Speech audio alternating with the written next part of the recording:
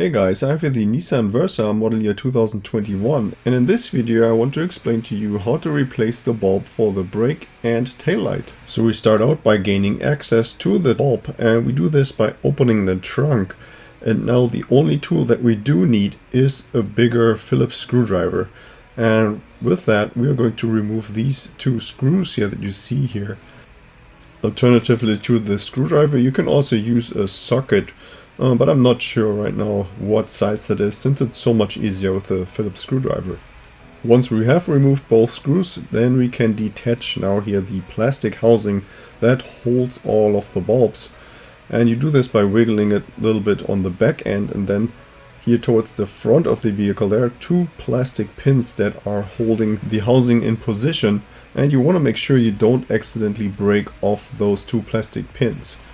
So next I am going to remove the housing completely from the vehicle by detaching the harness at this point here, but you don't really have to do this, so I'm just doing this because it is easier for me to record this video here.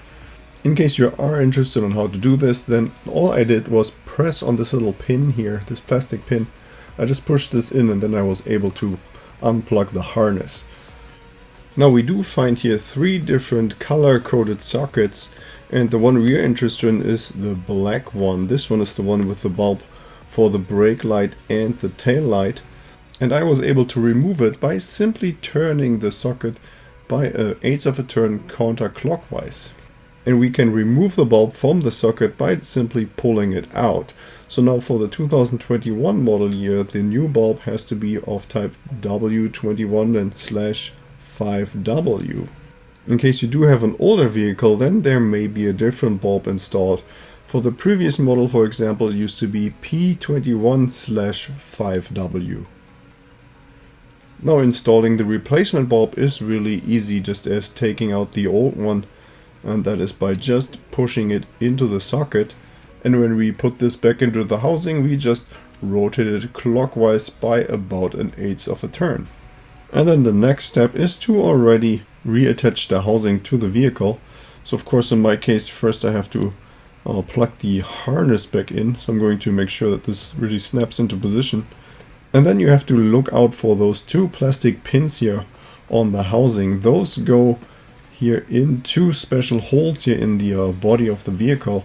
So I suggest you put those pins in there first, and then you slowly and carefully slide the housing towards the right, so towards the trunk of the vehicle. I'm doing this here with one hand, that's why it looks a little bit clumsy, but if you use two hands, then it is really easy to do. So, and once the housing here is in the correct position again, then we can of course put those two screws back in and make them tight with the screwdriver, but don't make them too tight, you don't want to break the plastic here. And then we're already done. Yeah, okay, I hope this video was helpful. If you have any more questions or comments, then please leave a message below.